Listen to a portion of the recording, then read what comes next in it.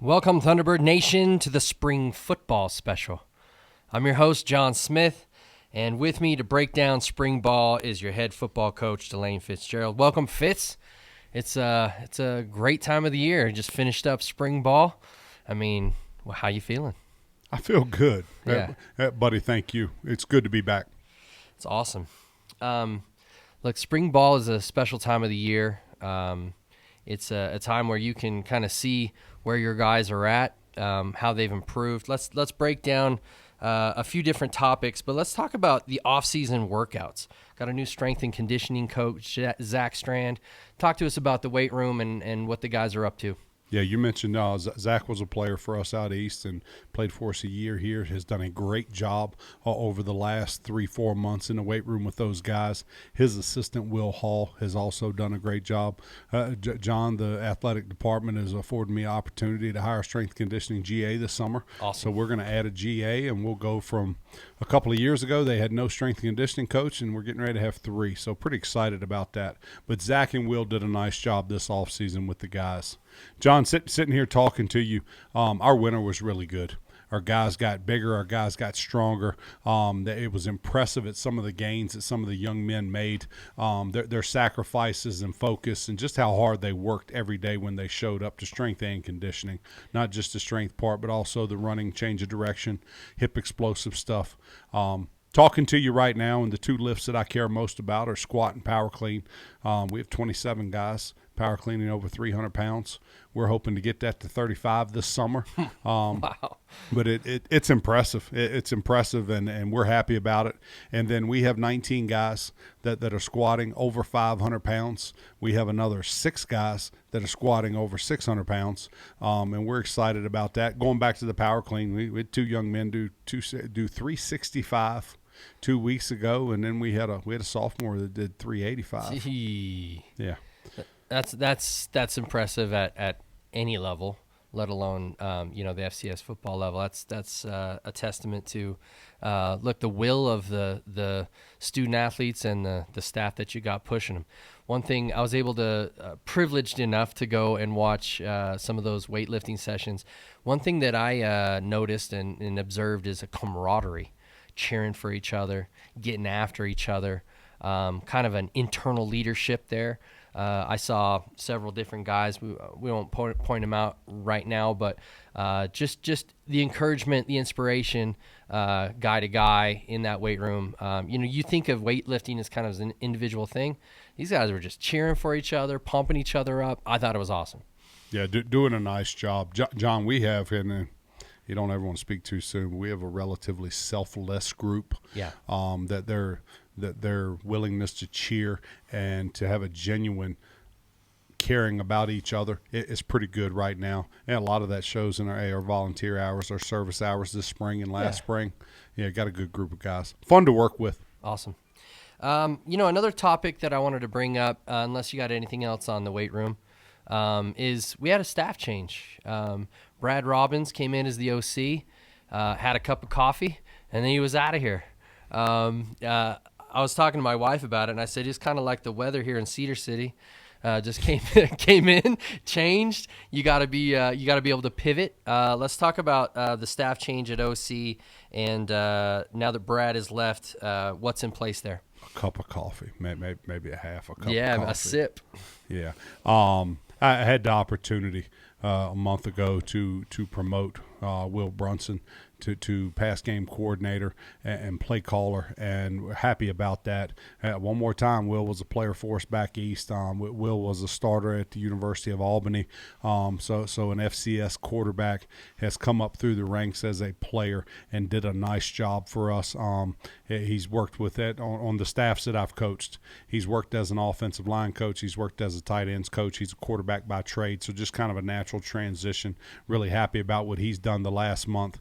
And then that Matt White had a chance to promote him to run game coordinator, and he's coordinating the run game. So we have co-offensive coordinators right now, John, and that may be unique, but I don't think it's going to be any problem because those guys work well together, like each other. Hey, so far anyway. We'll see how it is in the middle of the season. But they get along and are doing a good job there. I thought we got a lot better when I had the opportunity to hire both of them, and just really excited about how well they're going to do in the future. Scored a lot of touchdowns, had a lot of yards on Saturday. Yes, so sir. We're excited about that. Yeah. So is Will then also taking over? Is he moving from tight ends to QB coach? I mean, as far as usually the OC and the QBs kind of hang out together. Not always. Not always. Okay. Not always. No, not always. But in this situation, yeah, he's a quarterback by trade. Knows a lot of things. Knows a lot of quarterback play. So he'll work with our quarterbacks and he'll call the plays. And then Matt White will coach the offensive line and he'll coordinate the run game. Yeah, I noticed again observationally that the run game, especially during this spring game, I mean there were some lanes to run through. A quarterback, was able to hand it off and watch the back of that guy's numbers going. Quite a few big runs there. Shout out Matt White. Shout out Will Brunson for putting on a show. Really quite good. That kind of leads us into spring ball. March is a special time across the country. We got March Madness going. Spring ball for SUU fired up in March. Man, let's talk about the actual spring ball. Was it 4 weeks long? 6 weeks long? How does the schedule lay out for SEU spring ball? You get 15 days. Okay. And I'll be off a day, but the NCAA allows you 33 or 34 days in which to have 15 practices. So John, we practiced 13 times and then we scrimmaged twice. Got it. And we practiced 8 or 9 times and then had a scrimmage and then came back and practiced another handful of times and then had our spring game. And that's the way we like to lay it out. Need to quit saying when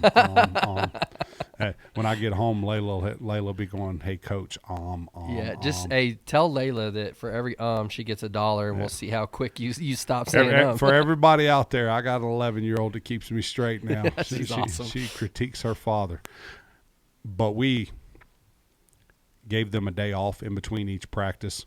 And we were working out, so we lifted 4 days a week, and then we practiced 3 days a week, and that's the way we like to handle our spring football. It gives them a day off to recover in between each practice. It also gives us a day off. It also gives us a day off for teaching purposes and retention purposes and all that on the mental part of the football game. Yeah.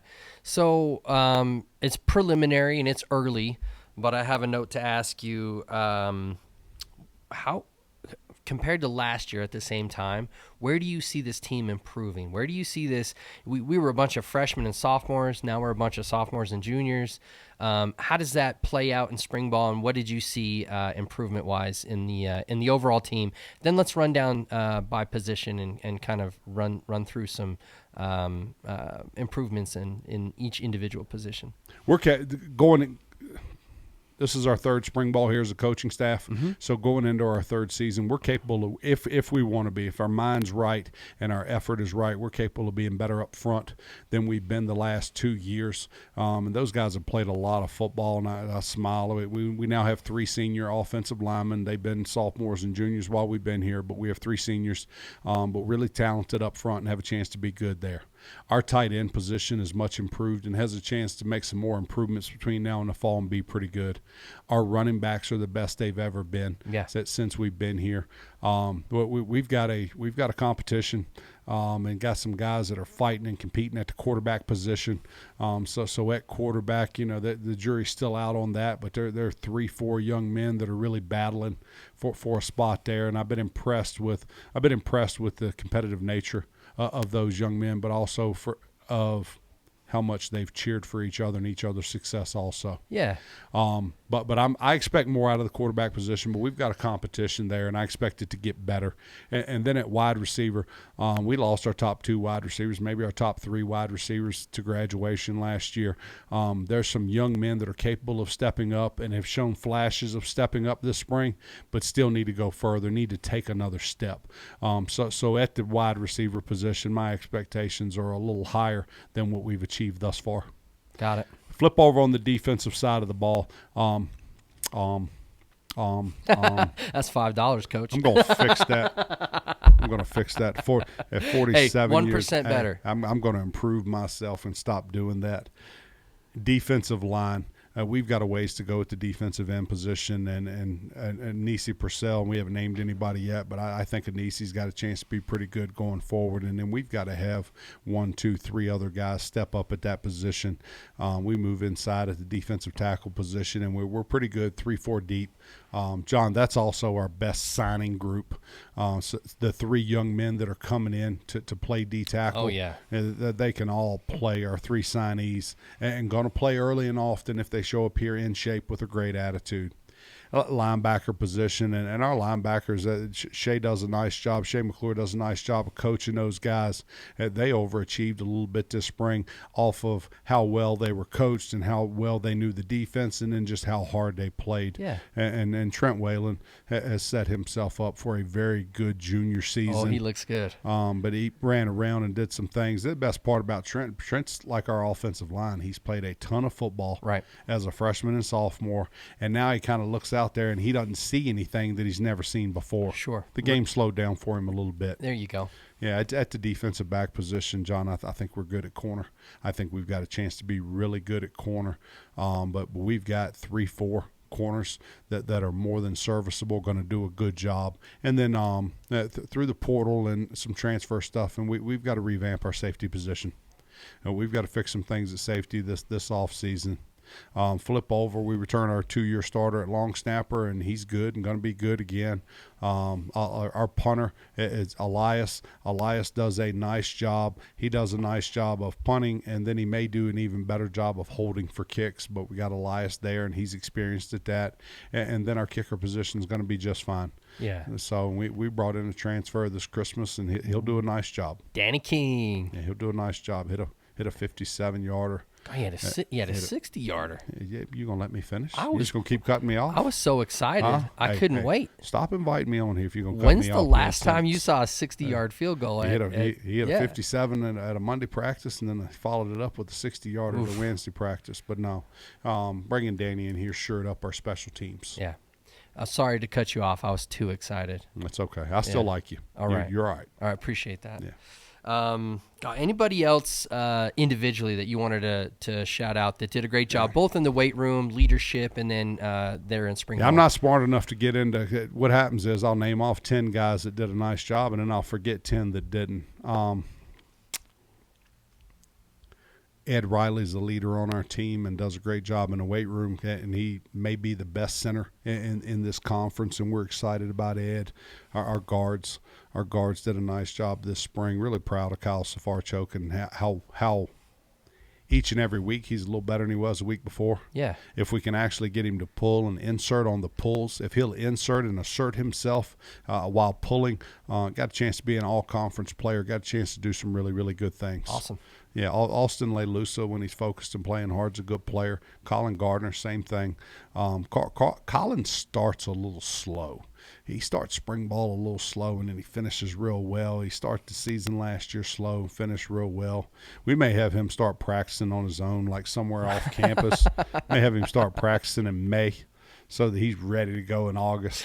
Oh, that's good. But does a nice job. And I talked about we've got 3 or 4 guys battling at the quarterback position. John, they haven't separated themselves. Right. And I would have preferred that somebody did by now. Right. Or at least 2 of them had separated themselves. But what happens with us is the quarterback plays well in one period and then they don't play so great in the next period.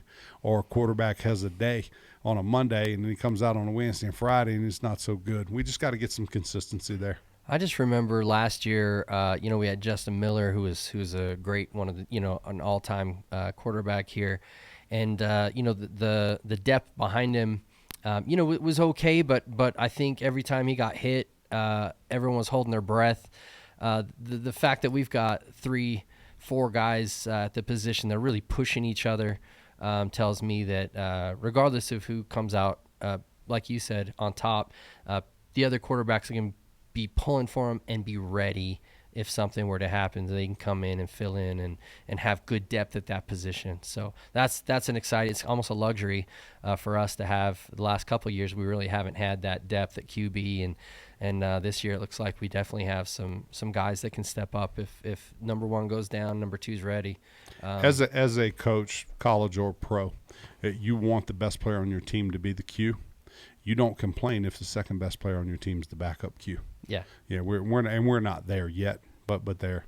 Moved to the running back position, and Targy Lamson, Braden Whistler had good springs. That maybe playing the best that they've played thus far, but excited about them. Jordan Jefferson is playing the best that he's played so far. Been good on and off the field. Been good in the weight room. Excellent. But he's at the point now where he can get put in a game, and we don't worry about any drop off there. Nice job, Jordan. Yeah. Then there's two freshmen. There's two freshmen that are pushing them.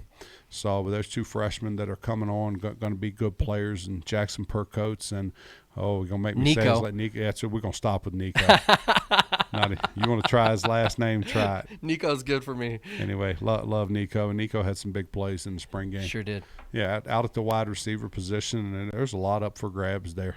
A lot, because nobody really separated themselves there. But our hope is that five or six of those guys will step up and actually become consistent playmakers, consistently good, and we're not there yet.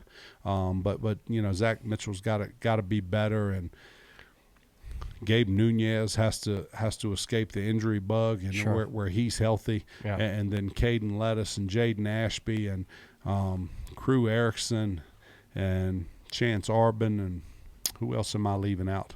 I'm leaving out one or two of them, and I'm sorry. That's why I didn't want to get into the whole name calling. Sorry, Coach. But we got a show to fill, so we need to have some names. So I appreciate. I can talk ball without saying names for a long, long time. Yeah. But on them, the wide receivers have to take a step. We've got to take a step forward, and also, and everybody needs to understand, we're going to bring in a kid or two. Yeah. This spring, this summer, we're going to bring in a player or two, and hope to duplicate what we did with Isaiah Wooden and Tim Patrick and Ethan Bolingbrook. Fingers crossed. Yeah, sure. Flip over. We talked about individuals. Wait a minute, tight ends. Yeah. Let's talk tight ends before we flip over. One of our better positions, and all of our tight ends that I'm going to mention have to improve their blocking.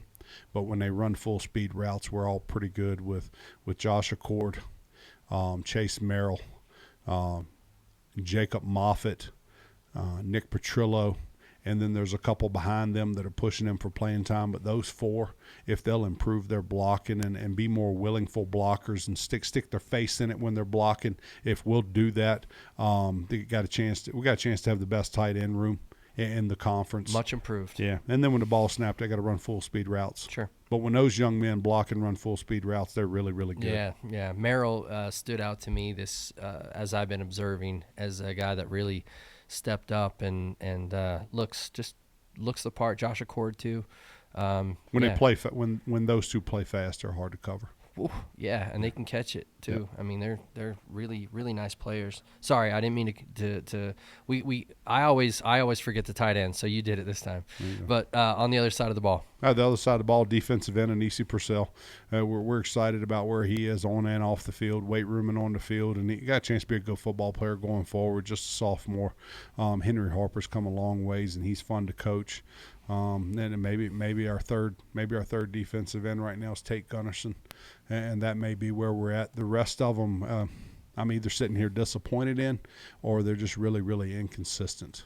So it got higher expectations for Walker Harris than we've gotten so far, and he's got to step his game up. Man, when he's good, he's great. We just got to make sure that there's more opportunity, or not more opportunity, but more. Like you said, more consistency. There's too many ebbs and flows. Yeah. When he's good, he's great. And need him to step up. Yep. They go to the linebacker position, and getting into naming names. Trent Whalen, we already talked about, and Trent's got a chance to have a good junior and senior year, and I'm excited for him there. Connor Meyer took a step forward and showed that he's capable of playing a little more than he's been. Maybe the surprise of spring was Cam Cullimore. Yeah, absolutely. So always got a Cullimore run around at linebacker. It's always a good thing to have a Cullimore on your team. Yeah. But excited about him, and I'm leaving out one or two that did some things. But those are the three guys. Mason Stromstead. I left there. You go, yep, Mason. I got you back there. Matt Mason's a good player. Sure. Played for us as a true freshman. I want Mason to do more off the field than he's done in the past. Need him to make a jump from a strength and conditioning standpoint. Push himself in the weight room when he's on the football field. He's a good football player. Absolutely. Yeah. Mason's got a chance to be the next Trent. Yeah. I was equally as surprised with Cam Cullimore. The fact that little smaller in stature, but he brings the stick every time. He's like a hit stick. Like he just pops people. You can hear it when Cam hits somebody. It's cool. Makes up by being a little bit short, by being very, very physical. Yeah, love it. So like love that. It. Yeah. And the one thing about the guys that aren't 7 foot tall is they naturally play with leverage. Nice pad level built in. It's good. That moved to the corner position, and Devin Perkins had a good spring, and Devin's got a chance to be the best corner in the conference for the next 2 years, and we're excited about him. But does a nice job. I think Devin likes football, so excited about that. On the other side, and a little bit of a surprise, but Dean Jones kind of took over ownership of that other corner position and had a good spring. Good size to Dean. All of Dean's bad luck is behind him. Amen. It's all behind him. And he had the bad luck bug for a while. It's turned. Yeah, so Dean had a good one, and then they're backed up by LPJ, and we're expecting LPJ to get better and better and better, and then the other one getting playing time there's Cooper LeDuc, and Coop when Coop learns a playbook finally and gets a playbook down, and there's no more missed assignments, there's no more blowing assignments. Coop's got a chance to be the real deal at the corner position. Boy, he's fast and he flies around. Yeah. Like you said, as soon as it becomes not thinking about stuff, as soon as it's just reaction, man, I can see that guy really taking the UAC by storm, UAC. So, he can run and jump and lift and those things. Good gracious. He just got to learn the playbook. Yep. And then the fifth corner be Mikey Allen, and Mikey's deal, and we're doing exit interviews this week, so it's happening, in between before and after this podcast. Sure. I got to talk to Mikey about competing every day. Shows up some days and he's not mentally there, and when you're not mentally there, you're not physically there either. But he's got to compete. Compete. He has all the tools to be pretty good. And just learning that consistency. Yeah. Yep. It's time to show everybody he's pretty good. Amen. We go to the safety position, and John, a little bit of a hodgepodge this spring, and no real standouts. Nobody that really talk about. Braxton Turnbow. Braxton Turnbow, walk-on return missionary, just walked on from St. George, and we didn't have any expectations for him, and he's proved that he's serviceable. Good. So, and we're excited about him going forward, and that's about it. I mean, George is busted up and didn't really go for spring, but Ramirez, right? Yeah. But hopefully, I don't know what happens with injuries and stuff like that. Hopefully he'll be good to go for a little while. Yeah. No, George will be back full speed soon. Okay. Good. And that's it, right? We named all the specialists. I left good players out, and sure. Hey, don't be offended if we didn't get you named, but as a team, you're excited, right? We're playing grown man football. Yeah. Just don't be offended. Yeah, there you go. Don't be offended. I mean, this is probably a tough question, and you can make fun of me if you want to, but I would never, ever. Come on, half the show is you making fun of me. Never make fun of you. If the team this year played the only time I don't make fun of you is on the golf course. That's it. And even then, you think it. Everything else is a little suspect. Yeah, you don't get me riled up on the golf course. Anyway, if this team at this point of the year were to play last year's team at the same point of the year, you feel like what would happen? Are the quarterbacks we currently have going to play well? Or are they going to throw the ball to our color jersey, not turn the football over? That's a big question on that one. Mm-hmm. This team play last year's team. We have a chance to be somewhere between 10 and 25% better overall than we were last year.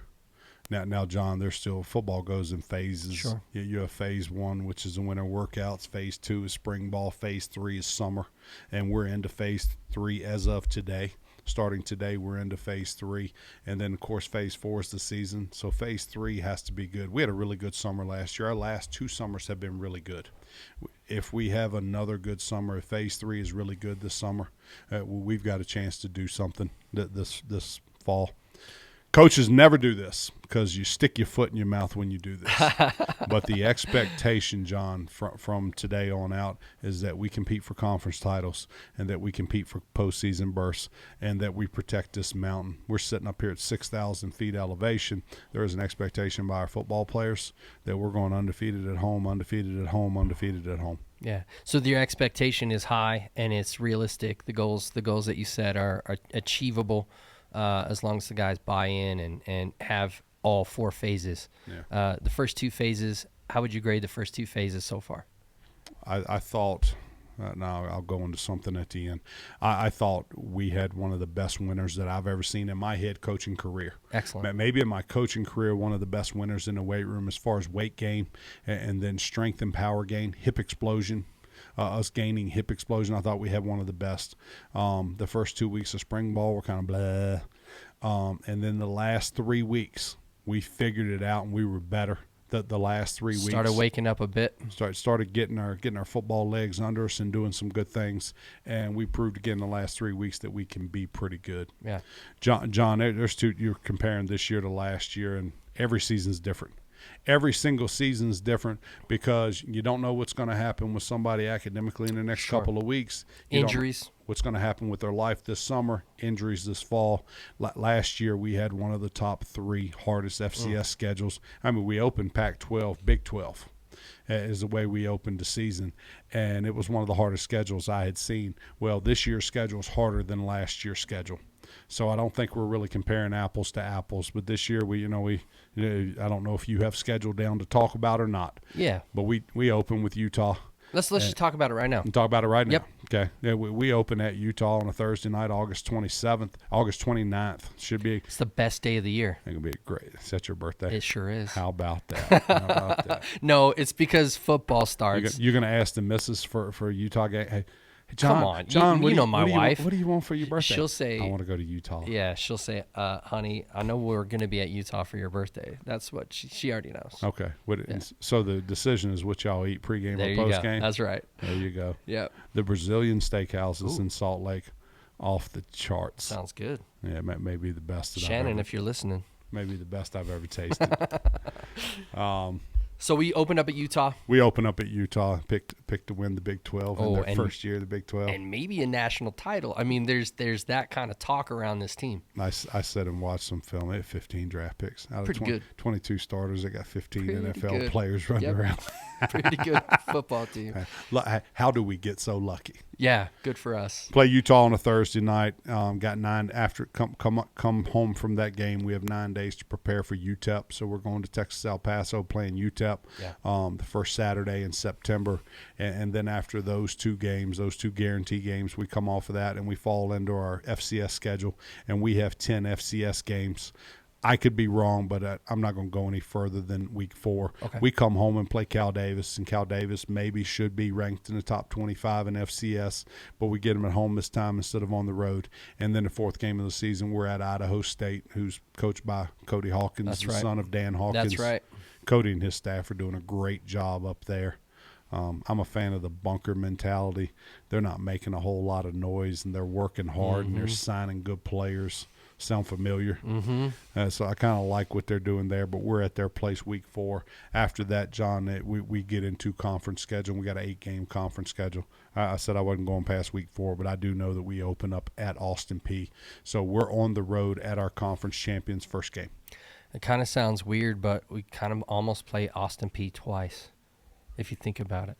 You're right. Head coach of Austin Peay and a bunch of their guys went down to Texas El Paso, and then we'll go see who was left after coach took a bunch of his guys to El Paso. The rumors that he took everybody. I mean, there's a lot of guys that went. He took the entire staff, strength coach. Yeah. They said he took the trainers, the custodians. He took everybody with Custodians. Secretaries, everybody's down there.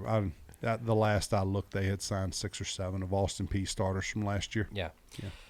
Coach, I got a couple more things. We need to thank some people. Before we do that, I got a little breaking news. Breaking news today. The breaking news is that Thor's Hammer Collective, which is the NIL collective here in Cedar City, as of today is the official collective of Southern Utah University.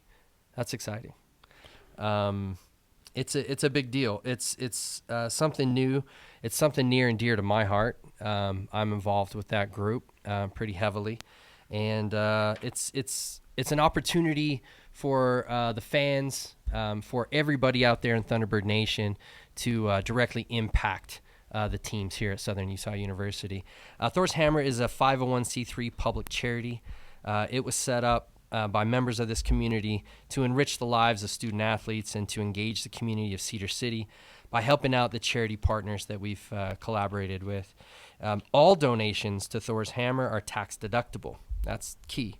And we'll go to the individual students directly that we contract with. Those students will use their name, image, and likeness to promote and support the local charities that have partnered with us. And for an example, Happy Factory, great. Neil Smith is the director down there. Phenomenal job. They make toys here in Cedar City that go across the world to those less privileged kids. My wife was able to have Happy Factory toys when she went to Ethiopia and delivered them to the orphans there a few years. They've been to China, South America, Africa, Eastern Europe, you name it. Happy Factory has toys there. We were able to raise the center right at about $20,000 through the Dixie Ann Levitt Foundation, as well as the Thor's Hammer athletes combined on that effort. And it's a phenomenal opportunity for the community to see that the student athletes here are members of that community, that they want to be leaders and they want to be additive to the community, not only on Saturdays when they're making touchdowns and getting interceptions and things like that, but during when maybe the spotlight's not on them, they're doing great things in this community. So anyway, it's an important, has a direct impact on the team's success. Coach, what is your relationship and what have you seen from Thor's Hammer Collective that has been a positive to your program? So it's enriched the experience and a lot of our young men's ability to not worry about things and actually worry about their academics and worry about football. Focus on school. Not have to worry about anything outside of their college life, so it's helped there. John, I'll go one step further. Last year we were short on some equipment. We were short on a block and sled and a chute and things that you need in a college program. We were also short 2, 3, 4 laptop computers and our coaching staff being able to do their job. And I asked the collective, I asked Thor's Hammer if they would donate the money for us to purchase that equipment, and they went and fundraised the money and did that. Very, very appreciative of what they've done.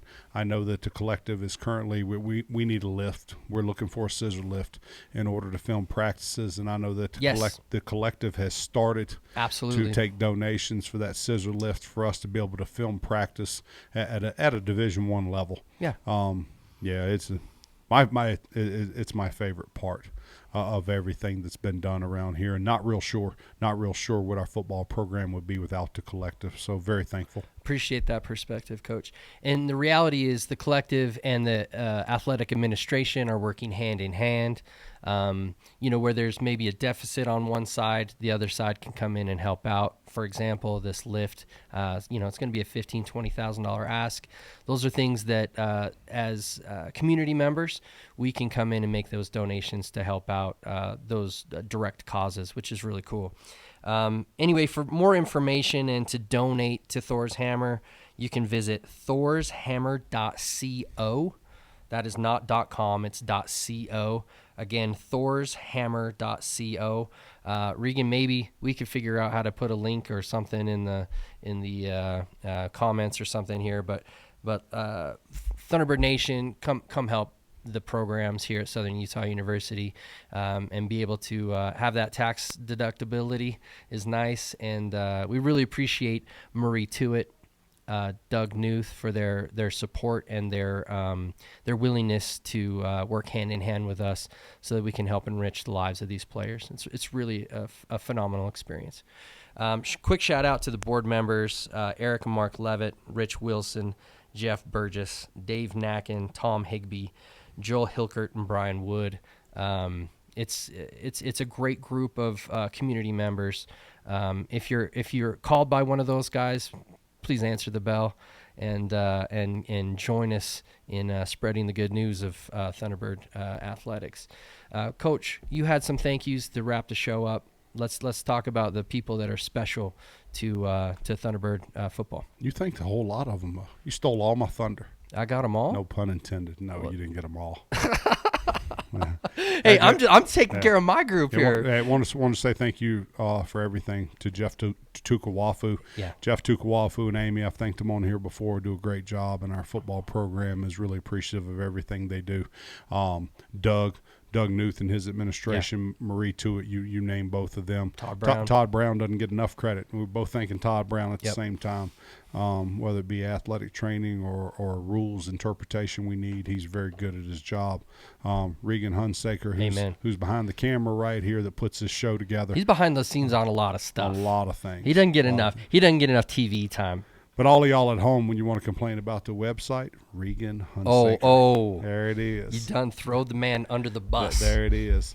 You mentioned Brian Wood Senior and Junior, Jennifer and everything they do, and Junior. Yep, and Melissa. And I'm leaving out people, but there's a lot of them. There's a few that want to remain anonymous, which I will respect. Nah. But there's some big time help that's coming. Yeah. I talked to a donor this morning on the phone. He said absolutely wants to remain anonymous, but coming up absolutely huge for us. Yeah. Game changing stuff happening. Yeah. Absolutely. Yeah, there's some people behind the scenes that love this football program and this university and this town, and they've done a lot for us. Jon, the future's bright. Yeah. I've said that a whole lot. The future's bright, and I don't know how much more time we have to end, but we're at the point in this football program now, and coaches are afraid to say this stuff, but I'll just run my mouth and say it, okay? It is a special, special feeling when you can wake up on a Saturday morning, and if you play your best, you should be successful. And this is going into this fall. This is the first time we've had that advantage. You've got your pieces. There's been times the last 2 years where we could wake up and play well, and we were still going to be a little bit short at the end.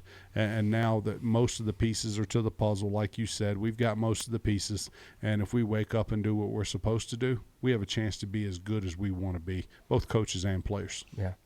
I think we should leave it there, Coach. Great sentiment. We've got what it takes. Now it's just a matter of will and getting down to the nitty-gritty and put our hands in the dirt and do the work. So there's no more dirt, Jon. No more dirt. It's only on a golf course.